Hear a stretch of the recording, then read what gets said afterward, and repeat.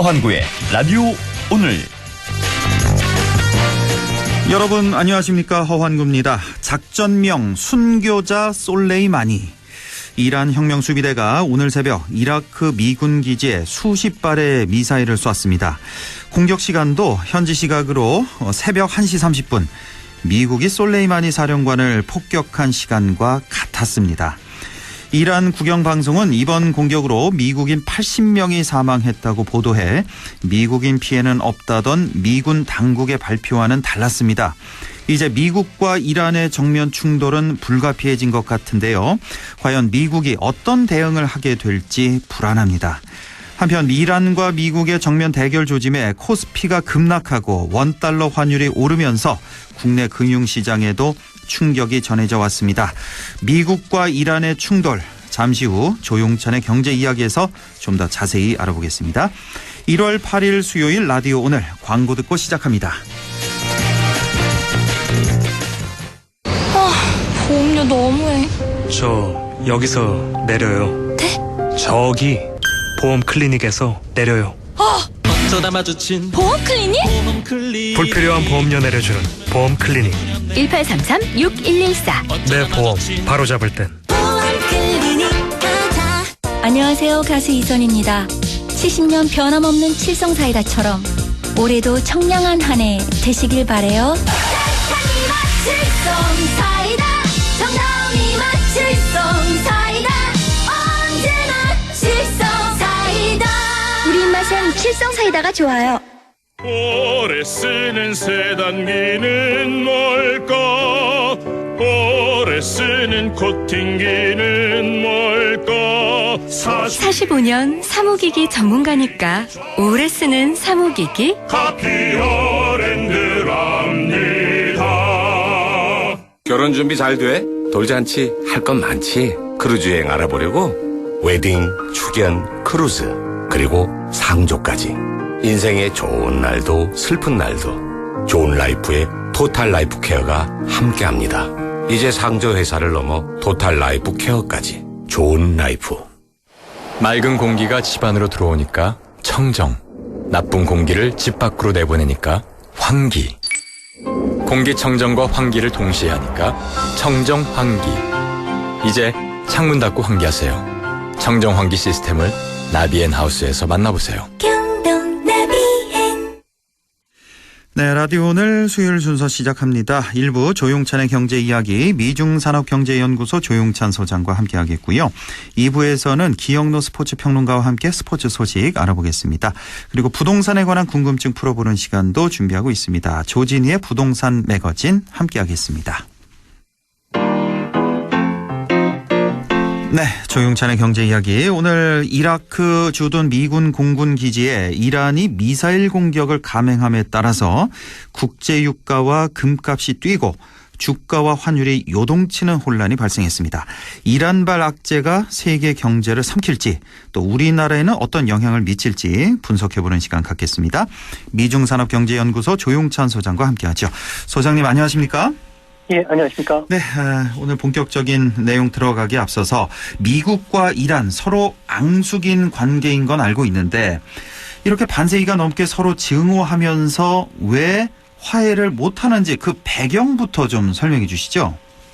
네, 오랜 숙적 관계였죠. 미국과 이란 같은 경우에는 오바마 정부 때 핵 합의를 계기로 해서 관계가 일시적으로 개선이 되기도 했는데요. 네. 하지만 트럼프가 이란이 핵 합의안을 위반했다면서 핵 합의를 일방적으로 탈퇴시켰고요.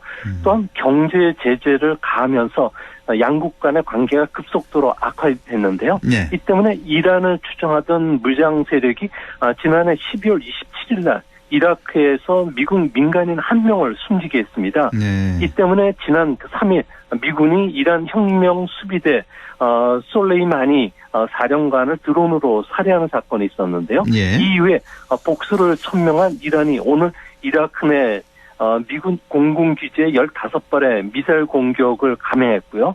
이로 인해서 중동 정세는 일촉즉발의 상황으로 좀 치닫고 있는 모습입니다. 예, 원래 좀 앙숙 관계였고, 그러니까 최근에 그 충돌을 다시 한번 정리해 보자면 12월 27일, 이때 이제 이란을 추종하는 무장 세력이군요. 이 무장 세력이 이제 공격을 해서 미국 민간인 한 명이 숨졌고, 이에 따라서 지난 3일 미군이 솔레이마니를 살해했고, 그리고 오늘 새벽에 이라크 주둔 미군 공군기지에 뭐 10발이니 13발이니 15발이니 지금 뭐 보도가 나오고 있습니다만 정확한 숫자는 잘 모르겠는데 미사일 공격을 이제 감행을 했습니다. 그래서 지금 아주 일촉즉발의 상황으로 치닫고 있습니다. 지금 뭐 아직까지 인명피해는 정확히 보도가 되지 않고 있는 것 같은데요. 지금 이란 매체에서는 뭐 80여 명 사살했다고 이렇게 보도를 하고 있는데 아직 정확히 발표된 건 없죠? 네, 그렇습니다. 뭐 이란 국영 TV 같은 경우에는 80여 명이 사망했다고 보도가 나왔는데요. 예. 하지만 미국 같은 경우는 공습을 3시간 전에 알았기 때문에 실제 피해는 없었을 것으로 예상이 되고요. 예. 트럼프도 트윗에서 뭐 괜찮다고 밝혔기 때문에 뭐 사상자는 없는 것으로 지금 추정이 되고 있습니다. 이거는 좀 더 확인을 해봐야 되겠고, 자. 이번에 이제 미국이 드론을 이용해서 살해를 한 그 솔레이마니. 자, 이 솔레이마니는 어떤 인물인지 우리가 뭐 보도를 통해서 알고 있는 건 이란의 실질적인 2인자다, 차기 유력한 대선 후보였다, 이 정도 알고 있는데요. 어떤 인물인지 좀 소개해 주시고, 그리고 미국이 국제적인 비난을 받을 것을 알면서도 이런 제거 작전을 감행했는지 이것도 좀 설명해 주시죠. 네, 솔레이마니 같은 경우에는 혁명수비대의 대공작을 담당하는 특수부대죠. 쿠두스 군대를 20년 이상 이끌어왔던 군사 지도자인데요. 예. 이란에서는 최고 지도자인 하메네이에 이어서 대통령, 그 다음이 솔레이마니라는 이야기가 나올 정도로 사실상 2인자라고 합니다. 예. 미국 국무부 같은 경우에는 이라크에서만 지금까지 솔레이마니가 608명 살해 관여가 되어 있고 또 이라크 주둔 미군에 대한 10번 이상의 공격을 참여한 이상 앞으로 미국인들의 희생을 미연에 방지시키기 위해서 제거했다고 밝혔는데요. 이거는 이제 미국의 주장인 거고요. 예. 예, 그렇습니다. 예. 그렇지만 미국 정부 내에서는 외교적으로 해결되지 않으면 군사 옵션을 사용할 수 있음을 보여줬던 것이고요. 이는 또 새로운 도발을 준비하고 있는 김정은에게 큰 충격을 주기 위한 전략도 포함되어 있다고 보는 견해들이 많습니다. 북한에게도 이번에 이제 메시지를 보낸 것이다. 예, 이런 해석도 가능한 거고. 자, 이렇게 미국과 이란 간의 군사적 충돌이 언제든 발생할 수 있는 그런 상황인데요. 이란이 이번에 로켓 공격에 이어서 미국과 또 그 미국 동맹국들에게 또 어떤 공격을 가할지 추가 공격 가능성은 어느 정도로 보십니까? 네, 조금 전 이란의 최고 지도자인 하메네이가 13가지 보복 시나리오가 있다고 밝혔는데요. 이 때문에 이란과의 대규모 충돌은 상당히 좀 불가피하지 않을까 보여집니다. 뭐 이란 같은 경우는 현재 지하시설에서 우라늄을 농축하는 활동이 제기되어 있는 상태고요. 또한 시아파 무장 세력이라든지 무장 조직인 헤즈볼라를 통해서 미군에 대한 공격, 또 미국인의 납치와 같은 여러 가지 그 도발을 할 가능성이 상당히 높은 상황입니다. 예. 여기에 이란은 세계 군사력 순위가 14위 정도가 되고 있는데요. 뭐 현재는 뭐 제한적인 보복 활동을 할 것은 보이지만 앞으로 서방의 그 주요 산업시설이라든지 미국 기업에 대한 대규모 사이버 공격을 감행할 가능성이 높습니다. 현재 이란의 사이버 공격 능력은 12만 명 정도로 추산이 되고 있는 군대가 있고요. 예. 이들 같은 경우에는 뭐 사우디 아람코의 3만 대 컴퓨터를 파괴하는 등 UAE나 카타르, 쿠웨이트에 대해서도 공격을 지금 감행하고 있는 상황이라고 봅니다. 이뿐만 아니라 석유 수송 대동맥이라고 할 수 있는 호르무즈 해협의 혁명수비대의 그 소형 고속정을 이용해서 유조선에 대한 자폭 공격도 감행할 수가 있고요. 예. 또 사우디나 UAE, 이스라엘에 대해서 탄도미사일 공격을 감행할 가능성이 현재로서는 상당히 높다고 할 수가 있겠습니다. 지금 말씀하신 나라들이 이제 친미 나라로 분류가 되는 거죠? 그러니까 사우디, 네, UAE, 친미이면서 이스라엘. 그 시아파와 반대적인 수니파에 해당이 되기 때문에 순위파들. 앞으로 이들 국가에 대한 공격은 계속 늘어나지 않을까 생각이 듭니다. 그러니까요. 지금 말씀하신 이런 주변 나라들 사우디, UAE, 뭐 이스라엘, 이라크 등등 해서 이 나라들이 지금 얼마나 불안하고 공포에 질려 있을지 참 상상할 수 없는 그런 상태일 것 같은데, 자, 그렇다면 미국도 분명히 가만히 있지는 않을 것 같습니다. 예. 뭐 지금 매스컴 보니까 52곳을 공격할 준비가 됐다 뭐 이렇게도 얘기를 하던데, 미군은 그렇다면 어떤 군사적인 행동을 감행할까요? 네, 미군 같은 경우는 중동에 35곳에 거점을 두고 있는데요. 네. 현재 이라크에만 5천에서 한 6천 정도가 주둔되어 있고요. 네. 이번에 바그다드 주재 미 대사관을 경비하기 위해서 3천 명 정도를 파병이 결정이 됐습니다. 네. 이뿐만 아니라 항공모함 타격단 그리고 제26 해병 원전단이 지금 주변에 있고요. 또 B-52H라고 하는 6대의 그 전략 폭격기가 인도 양내 그 디에고 가르시아 공군기지에 배치가 되어 있는 상태라고 합니다. 현재는 1차적인 그 사전 시나리오가 작동이 되고 있는데요. 이란에 대한 그 파상적인 공세가 진행이 되고 있는 상황입니다. 하지만 전면전도 준비해 놨다는 보도가 나오고 있는데요. 예. 폭스 뉴스에 따르면은 이란 같은 경우에는 이라크보다 국토 면적이라든지 인구가 3배 정도 규모이기 때문에 동맹국을 포함해서 160만 명 정도를 동원하는 군사작전 계획도 갖고 있다고 합니다. 오, 상당히 많은 또 병력까지 준비를 생각을 대비를 하고 있군요. 자, 일단은 우리나라와는 지금 거리상 좀 많이 떨어져 있어서 그나마 좀 다행이라는 생각이 드는데, 우리나라 입장에서는 문제는 유가 아니겠습니까? 뭐 이러다가 정말 3차 오일 쇼크가 발생하는 거 아니냐, 이런 우려도 나오고 있는 것 같아요.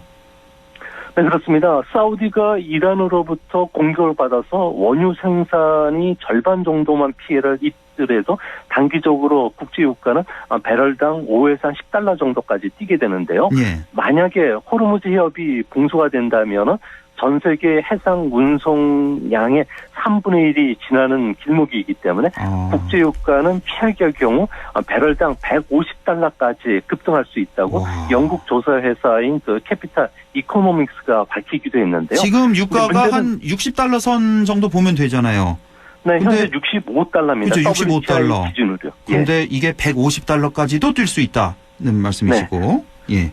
그래서 이제 여기에 이제 정정 불안으로 현재 무정부 상태에 빠져들고 있는 이라크라든지 리비아가 제2의 시리아화가 된다면은 원유 생산이 제로화될 수가 있는데요. 이렇게 되면 그야말로 제3차 오일 쇼크가 일어날 가능성이 있다고 보여집니다. 그렇죠. 뭐 유가에 대해서 전문가들 견해가 지금 상당히 지금 엇갈리고 있는 그런 상태인데, 우리 조영찬 소장님은 이제 최악의 상황을 가정해서 말씀해 주신 거예요. 그래서 한 $150까지도 가능하다. 더 나아가서는 제3 오일 쇼크도 생각할 수 있다, 이런 말씀을 해주신 거고. 자, 그렇다면 군사적인 충돌로 해서 만약에 제3차 석유 위기가 발생한다면 우리나라 경제는 어느 정도의 피해를 입히게 될까요? 네, 오일 쇼크가 일어난다면은 미국과 EU 같은 경우에는 사우디에서 석유를 거의 수입하지 않기 때문에 뭐 충격이 덜할 겁니다. 다만 사우디가 하루 400만 배럴 정도를 수출하는 한국이나 중국, 인도, 대만, 일본은 의외로 큰 타격이 예상이 되는데요. 네. 우리나라 같은 경우에는 대중동 석유 의존도가 무려 82%입니다. 일본이 87% 다음으로 높은데요. 예. 특히 우리가 수입하는 원유의 70% 정도가 호르무즈를 통하고 있고요. 가스는 30%를 수입하게 됩니다. 예. 이 때문에 원유 도입의 차질이 빚어질 가능성이 높고요. 이뿐만 아니라 중동 지역에 대한 건설, 또 수출길이 막히면 우리나라 경제에도 큰 충격을 주는데요. 이 같은 1차 충격 외에도 안전자산 선호 현상으로 인해서 주가가 하락한다면 네. 소비 감소도 시차를 두고서 이어지고요. 환율 불안에 따른 외국 자본 이탈까지 벌어지는 2차 충격이 발생한다면 올해 우리나라의 그 성장률은 2% 이하로 하락할 가능성이 높지 않을까 생각이 듭니다. 상상하기도 싫은 그런 상상 이상의 그런 경제적 타격이 예상이 된다는 말씀이시고, 조금 전에 우리나라 원유의 대중동 중동 의존도가 82%나 된다라고 말씀을 해주셨는데, 그렇다면 이 수입원을 좀 다변화하는 뭐 이런 대응책을 쓰면 좀 위험이 낮아지지 않을까요? 네, 기업 입장에서 보면은 중동은 가장 근거리 공급원입니다. 중동 의존도를 낮춘다는 것은 말처럼 쉽지가 않은데요. 아프리카로 갔을 경우에는 중동 지역보다 더 정정이 불안하기 때문에 문제가 있고요. 또한 그 원유 가격의 절반 정도는 수송비가 차지하는데 아무래도 어려움이 있고요. 또한 정유 공장들 같은 경우에는 중동산 원유에 맞게끔 탈원 시설이 구축되어 있기 때문에 바꾸는데도 적지 않은 비용이 듭니다. 특히 미국이나 멕시코, 러시아 쪽으로 수입원을 다변화시키는 것도 좋긴 하지만 현실적으로는 대체 원유 공급원을 확보하려면 추가 수송비라든지 수입 가격이 올라가게 되는데요. 이렇게 되면 정부가 수입 석유 부담금을 감면해 줘야 되는데 아직 이렇다 할 대응책을 내놓지 않고 있기 때문에 기업들 입장에서는 수입선 다변화가 말처럼 쉽지는 않을 것으로 보여집니다. 그렇군요. 예. 자, 이렇게 중동 위기가 고조되는 가운데 해리 해리스라고 주한 미국 대사가 있잖아요. 최근에 뭐 우리에게 좀 무례한 그런 언행으로 논란이 됐었던 해리스 미국 대사가 또 한마디를 했습니다. 한국군에 호르무즈 해협 파병을 요청했다는 그런 기사가 났는데, 자, 우리로서는 최대한 이 싸움에 좀 휘말리지 말아야 될 텐데요. 이렇게 일단은 뭐 요청이 들어온다면, 정식으로 들어온다면 우리가 파병을 해야 됩니까? 말아야 됩니까? 네, 우리나라 입장에서는 중동에서 많은 에너지 자원을 수입하고 있고요. 또 수출도 이 지역에 하고 있기 때문에 미국 동맹국 입장에서는 자유로운 항행 보장을 위한 공동 방위에 동참을 거부할 명분이 없다는 겁니다. 네. 또 미국과의 방위비 협상도 있고요. 북한과의 경제 협력을 위해서는 미국의 도움이 절실하기 때문에 파병 규모라든지 시기를 놓고서 현재 청와대와 백악관에는 협의가 들어가 있는 것으로 알고 있는데요. 네. 다만 이란이 미군 그 반격에 가담한다면은 그 나라도 표적이 될 것이라고 경고했던 만큼 그러니까. 만반의 준비를 마친 뒤에 파병하는 것이 바람직하지 않을까 보여집니다. 파병을 피할 수는 없겠죠. 예, 피할 수는 그렇습니다. 없겠지만 뭐 이란과의 또 관계도 생각해야 되고 정말로 어려운 상황인 것 같습니다. 대만 소식 좀 시간 되는 데까지 한 2, 3분 정도 남았는데요. 이번 주 토요일이네요. 대만의 총통선거. 그러니까 우리로 치면 대통령 선거죠, 이게 총통선거가.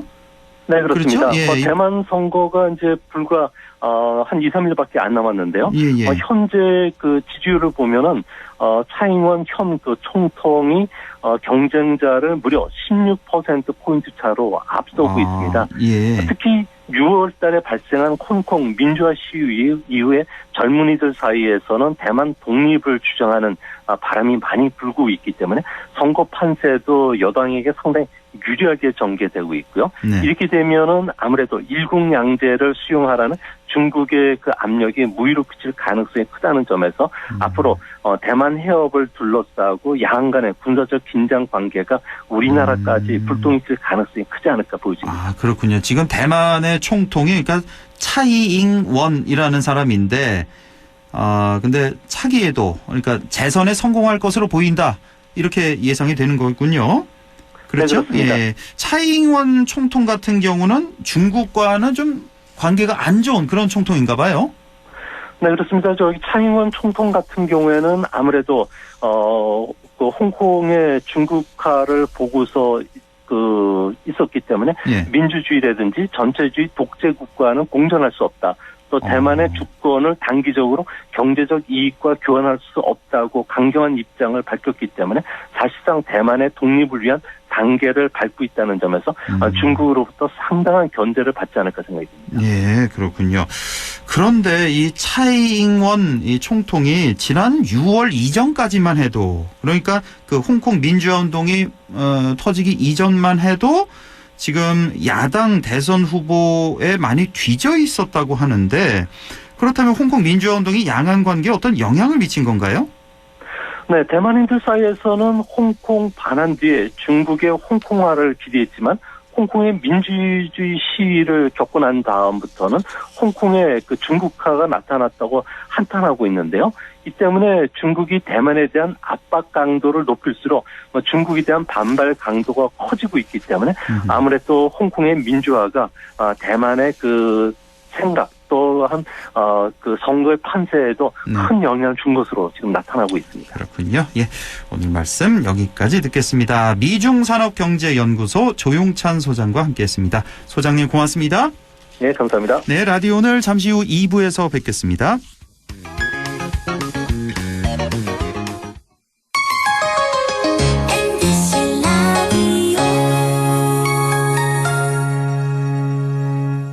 세계 최대의 유통회사가 어디죠? 월마트. 그럼 월마트가 중수도시의 작은 회사로 출발한 것도 아세요? 물론이죠. 여기에 미래를 열어가는 우리 지역의 유통회사가 있습니다. 어디죠? 바로 마음을 전해주는 곳 하나가 홈마트가 고객 곁에 있습니다. 바로 고객님의 손으로 키워주신 곳입니다. 고객의 믿음으로 크는 회사 하나가 홈마트.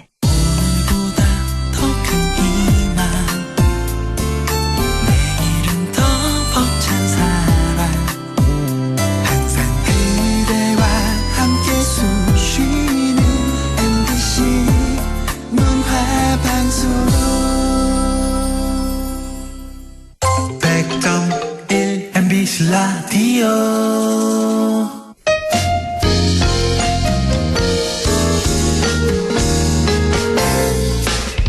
지금 여러분께서는 안동 MBC 시사정보 프로그램 허환구의 라디오 오늘을 듣고 계십니다.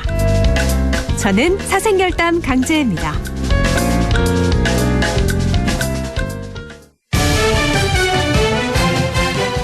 네, 6시 26분 40초 지나고 있습니다. 스포츠 리뷰 시작하죠. 지난 월요일 특집으로 인해서 순서가 수요일 오늘로 바뀌었습니다. 기영로 스포츠 평론가 만나보죠. 안녕하십니까? 네, 안녕하세요. 네, 우리 지역 연고죠. 프로축구 상주 상무.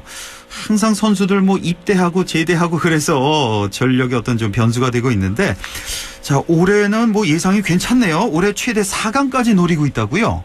네, 코칭 스택과 선수들이 상무가 시작된 이에 가장 좋습니다.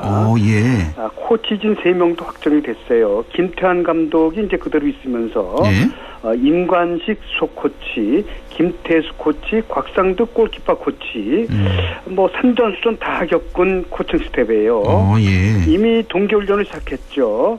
지난 6일부터 제주도에서 16일까지 열흘 동안 일단은 이제 손발을 맞춰보는 훈련이고요. 네. 1월 20일부터가 이제 본격적인 해외 훈련입니다. 네. 1월 20일부터 2월 6일까지 보름 동안 중국 메이저우에서 이때는 이제 박용우 등 신인 선수 신병이라고 하죠. 예. 11명이 이제 합류하게 됩니다. 11명이나. 조직력을 다지게 돼요. 예. 그리고 이제 2월 10일부터 22일까지 예. 부산 기장에서 이제 실전 훈련을 연습 경기 등을 하게 됩니다.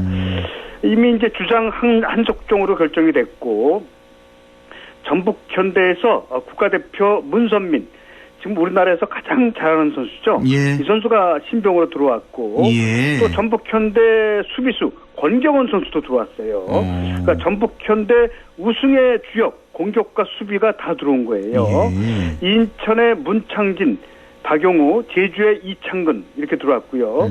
또 22세 이하가 이제 상무도 해당이 되거든요. 네. 22세 이하 선수를 한 명을 반드시 선발로 출전시켜야 되고 한 명은 후보로 놔둬야 되거든요. 네. 2명이 있어야 되는데 예.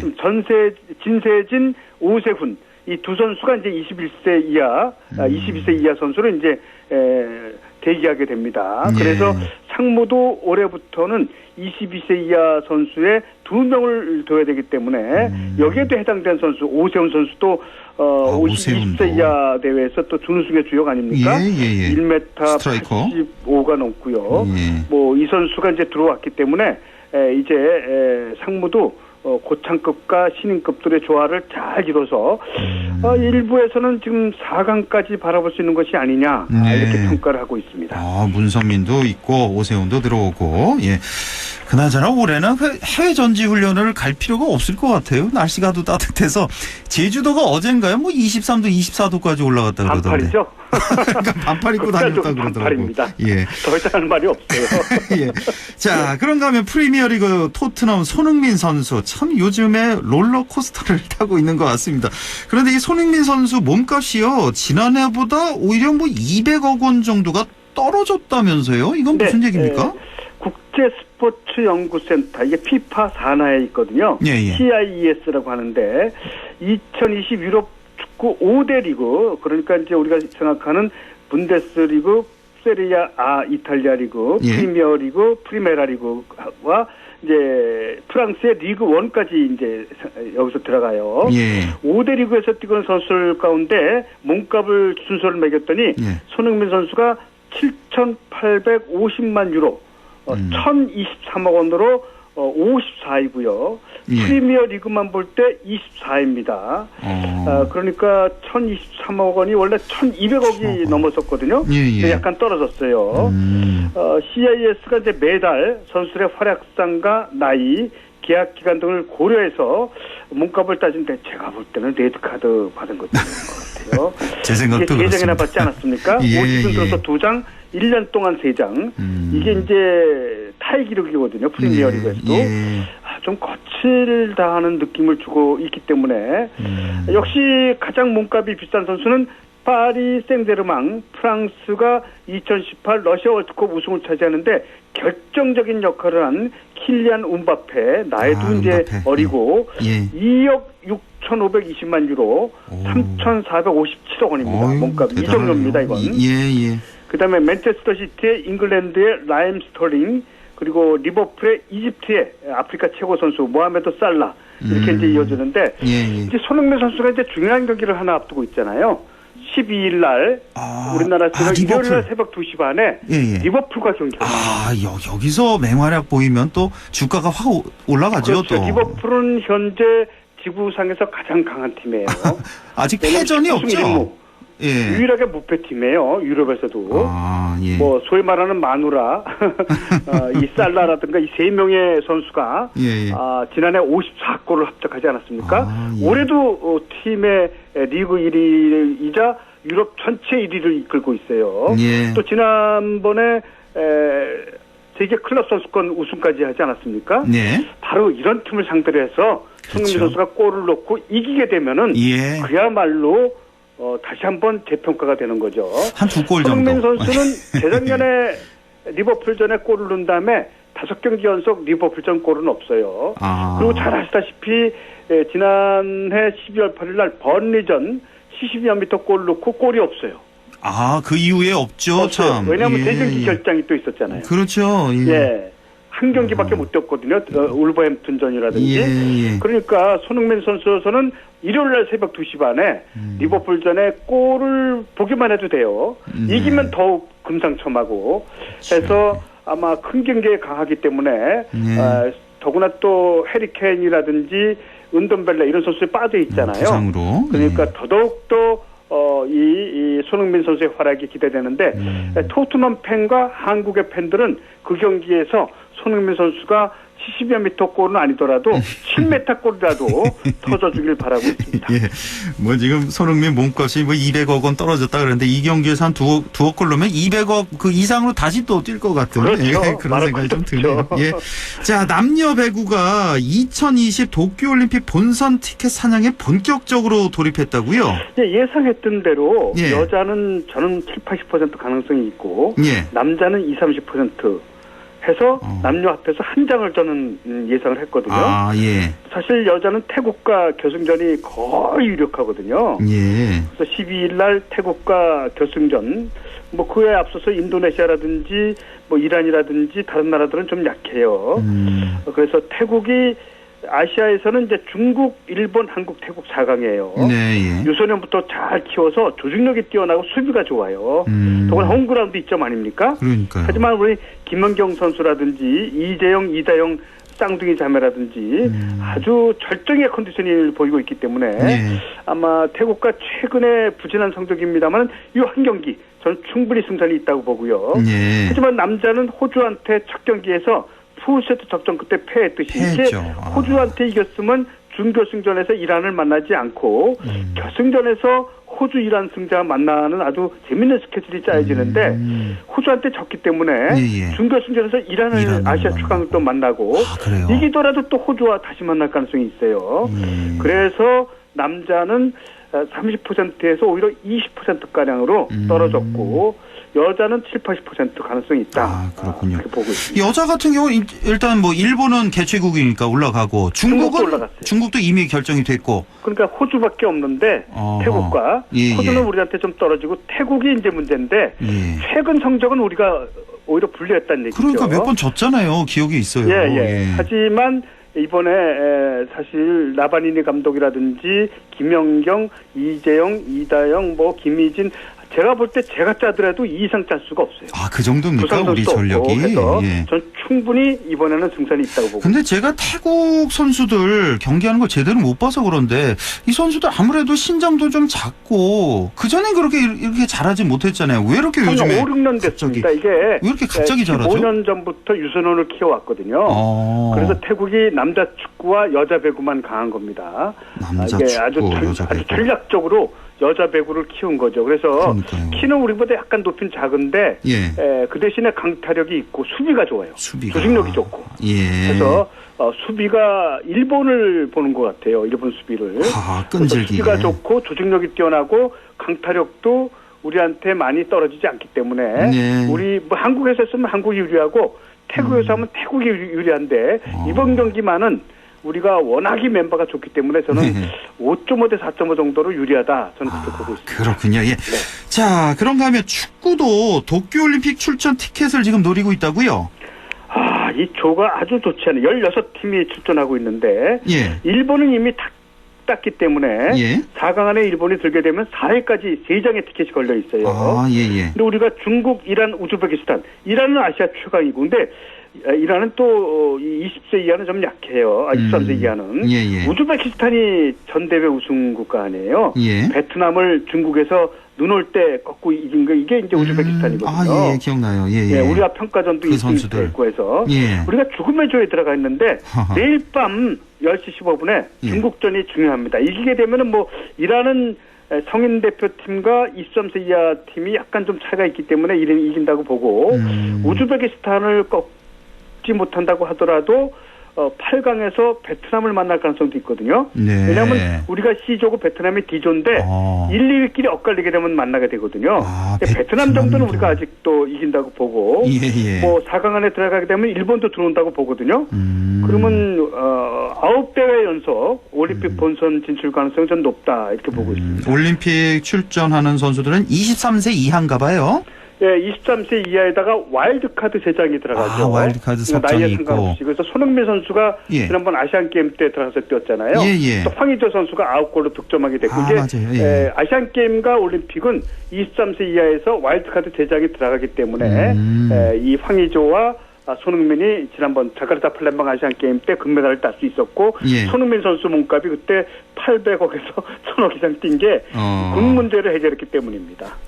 또 그런 게 있군요. 저번에 참 군 문제 해결됐군요. 참 우승을 해서. 알겠습니다. 자, 1분만요. 그 프로야구 스토브리그 소식 좀 종합해 주시죠.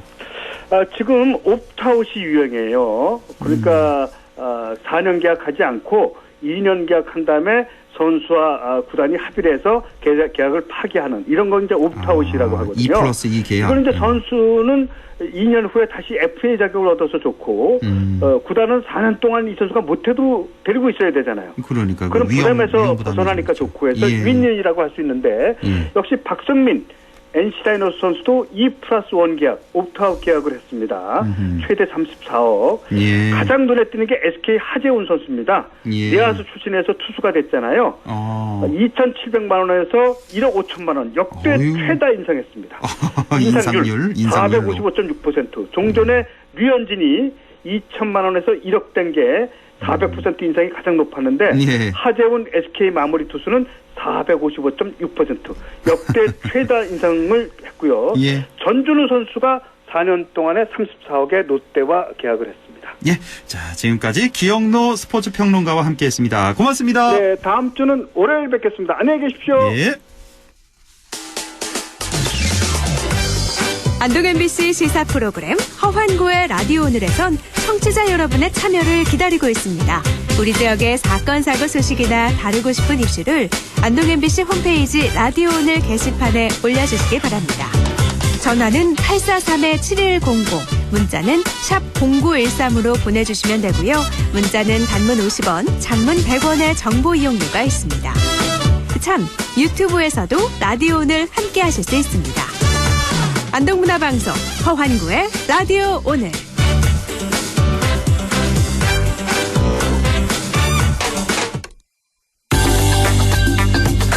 네, 부동산 매거진 시작합니다. 지난 1월 6일이었죠. 국토부와 국회에서 공공임대주택 유형과 임대료에 대한 방안이 논의됐습니다.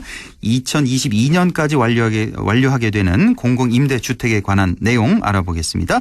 LNS 자산운용 조진희 이사와 함께하죠. 이사님 안녕하십니까? 네, 안녕하십니까? 네. 자, 요즘 우리 지방 같은 경우는 좀 덜한데 서울에서는 집값이 너무나 높아서 주거비가 참 상당한데요. 네. 이 주거비를 상당히 낮출 수 있는 이 바로 공공임대주택 아니겠습니까? 네. 먼저 공공임대주택 어떤 종류가 있는지 좀 설명해 주시죠.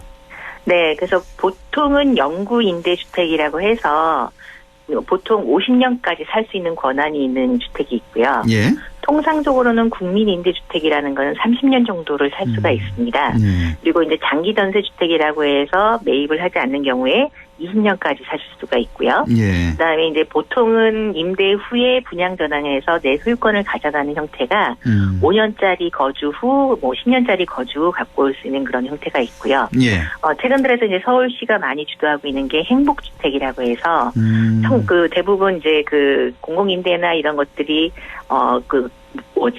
다자녀나 네. 아니면 장애인이라든가 사회 소외계층들을 중심으로 돼 있다 보니까 그렇죠. 실제 청년층이나 신혼부부가 그 다자녀를 만들 때까지도 무주택 기간이 너무 길다 보니까 그렇죠. 이 신혼부부나 청년층을 위한 특별 공급까지 이제 새로 생겨났다고 보시면 될 것 같습니다. 그러니까 공공임대주택은 50년을 살 수 있는 영구임대주택이 있고 네. 30년 살 수 있는 국민임대주택, 20년 살 수 있는 장기전세주택, 그리고 네. 5년 후 아니면 10년 후에 분양 전환할 수 있는 그런 네. 주택이 있고 네.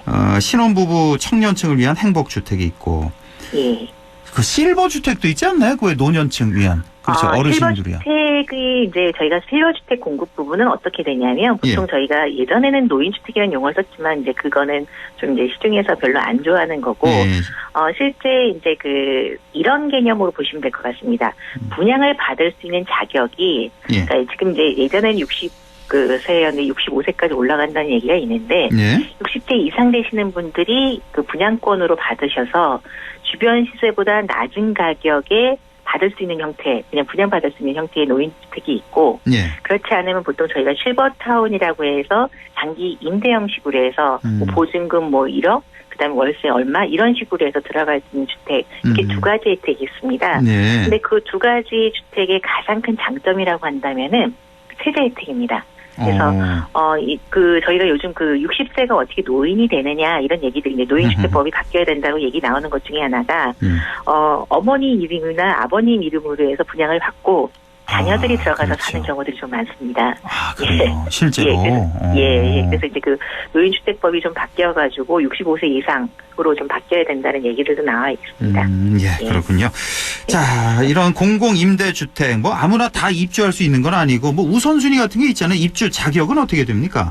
가장 중요한 거는 이제 기본적으로 무주택 세대주의여야 됩니다. 그리고 소득을 기준으로는 하기지만 대부분 이제 요즘은 다자녀를 중심으로 해서 우선순위를 주고 있습니다. 그래서 무주택 기간이 길고 자녀가 많을수록 입주 기준이 좀 더 많이 부여가 된다고 보시면 되고요.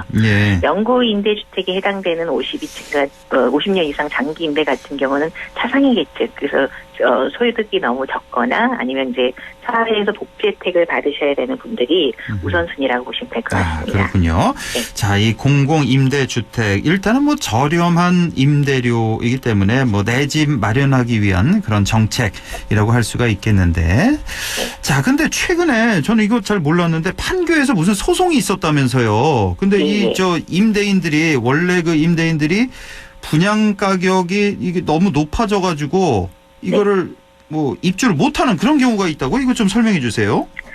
이제 올해 작년 2019년도를 기준으로 놓고 보면 10년 전에 이분들이 입주를 했습니다. 10년짜리였군요, 이게. 임대가. 2009년도다 보니까 예. 그때 당시에는 아파트가 이제 리만 브라더스 사태 이후로 좀 하락하는 시점이었고 예. 그래서 통상적으로 판교에서 32평형이라고 하는 예전 용어로 그 아파트 입주를 할 수 있는 분양 아파트들이 보통 3억에서 4억대 좀 비싼 것들이 5억 정도 됐던 시세였는데 그때 당시에 분양권이 아닌 그 임대 형태로 들어가서 뭐 보증금 1억에 월세 뭐 30만 원, 뭐 40만 원 이렇게 해서 들어가신 거죠. 근데 이제 매년 물가 수준에 연동하는 월세가 올라서 10년이 되다 보니까 30만 원대였던 것들이 거의 60, 70만 원대로 2배 이상 오른 상태였는데 이 임대료가 오르는군요, 점점. 물가 연동해서. 점점 오릅니다.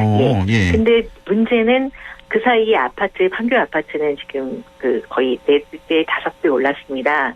몇 배요? 5배요? 지금 한 거의 10억대 중반 이상 넘어가고 있습니다. 한 3배 정도 올랐군요. 일단. 그러다 10억. 보니까 오히려 이분들은 지금 이제 10년 만료가 돼서 일반 분양으로 전환을 받으려고 보니 10억이 넘는 돈에 대한 그 돈을 마련을 못하는 거죠. 보통 통상적으로 이제 민간 임대 같은 경우는 5년 차가 됐었을 때 감정 시세를 해서 분양 가격을 고지를 해서 준비할 수 있는 권한을 주는데 10년 차가 다 된 상태에서 지금 입주하려고 보니 시세 감정을 하니까 11억, 12억이 되다 보니까 이분들은 이제 상대적인 박탈감인 거고 그 사이에 10년이라는 시간이 지나다 보니까 나이들도 드셨는데 지금 그 가격을 조달을 할 수 없는 상태니까 당신의 입주권이 날아가고 일반인들한테 임대가 분양이 되는 그런 억울한 상황이 된 거죠. 10년 동안 임대해서 살았는데 우선 그 분양권 분양받을 수 있는 권리가 있는데 그동안에 집값이 너무 뛰니까 3배가 뛰었네요, 여기는. 네, 그렇습니다. 그러니까 분양을 받을 수가 없죠. 이 목돈이 어디서 생깁니까? 예, 맞습니다. 그래서 이제 소송을. 그러니까 차라리 10년 전에 그 왜 임대주택 들어갈 때 이거를 임대해서 들어가지 말고 차라리 대출을 받으셨으면 됐죠. 대출을 받아서 이때 샀으면 그렇죠? 훨씬 싼 값에 살 수가 있었는데 이래서 또 이런 소송전이 있었고 자 그리고 이 공공임대주택 그 소득 기준이 있잖아요. 뭐 소득이 뭐 어느 정도 돼야 뭐 이렇게 받을 수 있다 분양받을 수 있다 이런 기준도 좀 설명을 해주시죠. 보통 저희가 1분위, 2분위, 3분위에서 5분위까지로 나눠지고요.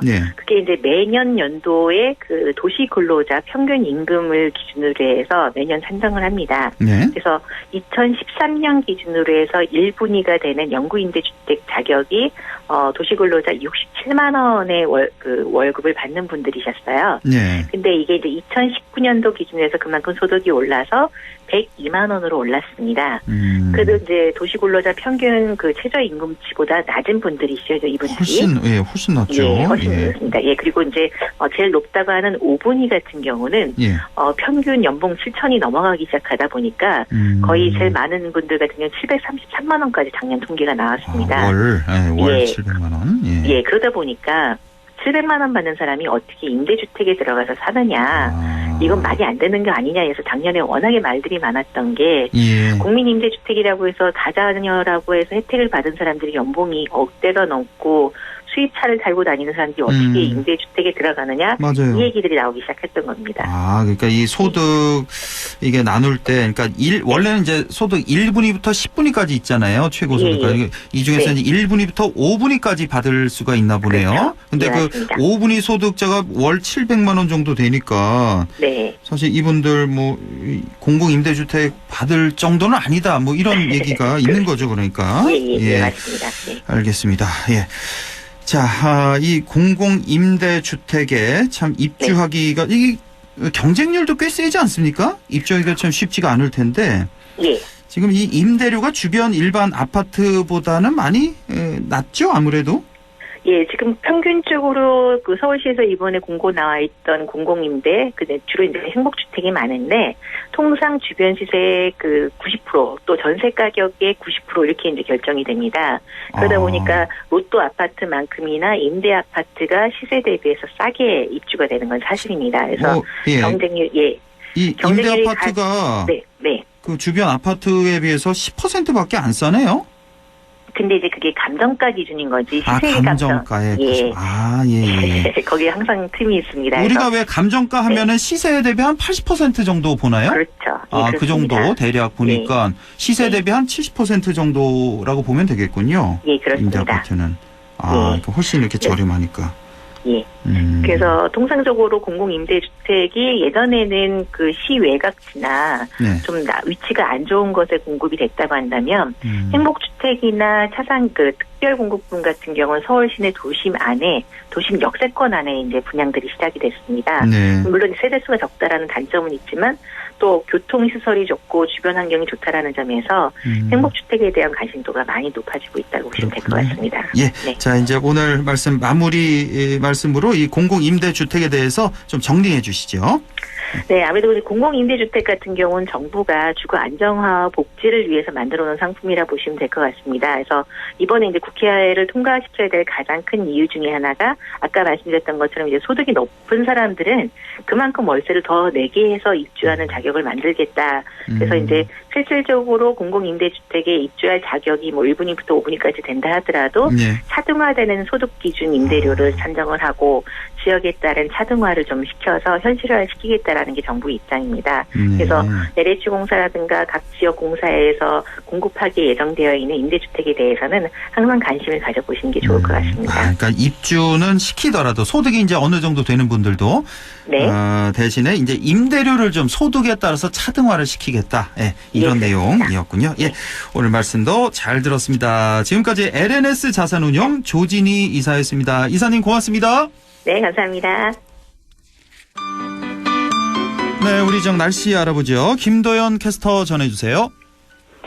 네, 1년 중에 가장 춥다는 1월인데요. 제주의 낮 기온이 23.6도까지 올라서 예년 같으면 5월에나 볼 수 있는 철쭉이 포근한 날씨에 벌써 꽃망울을 터뜨렸습니다. 97년 만에 지역 관측사상 가장 따뜻한 1월 날씨로 기록되기도 했고요. 그리고 1월 상순 기준으로 역대 최고 일강수량 기록을 경신하기도 했습니다. 한겨울 때 아닌 이런 봄 날씨는 한반도 남쪽에 자리한 따뜻한 공기 덩어리가 원인이고요. 또 북극 한파도 제대로 남하하지 못하면서 당분간 한파 전망도 나와 있지 않습니다. 올겨울 서태평양의 수온이 높게 유지되면서 남쪽 바다에선 온난한 기단이 세력을 키우고 있는 상황인데요. 이 공기 덩어리가 한반도로 들어오는 비구름에 따뜻한 수증기를 지속적으로 공급을 해서 비도 많이 왔습니다. 하지만 오늘 밤부터는 북쪽에서 찬 공기가 밀려옵니다. 때문에 내일 아침은 오늘 아침보다 8도 정도 기온이 내려가겠습니다. 찬바람이 불면서 체감 온도를 낮추겠는데요. 급격한 기온 변화에 감기 걸리지 않도록 보온에 신경을 써주셔야 되겠습니다. 이렇게 기온이 갑자기 영하로 떨어지면서 내린 비가 얼어붙는 곳이 있을 수 있으니까요. 특히 이른 아침이나 밤에 교통안전에 주의를 해주셔야 되겠고요. 최근에 많이 들어보셨을 단어 블랙아이스 역시 조심해 주셔야 되겠습니다. 내일 기온입니다. 안동, 문경, 청송이 아침 영하 4도, 한낮에 5도 나와 있고요. 영주봉화 영하 4도에서 3도, 영양, 예천이 영하 7도에서 5도 분포, 의성이 영하 4도에서 7도, 상주는 영하 2도에서 5도 분포 예상됩니다. 상주 현재 기온은 어제 이 시간보다 1도 낮은 4도, 체감온도 2도, 습도는 89%입니다. 날씨였습니다.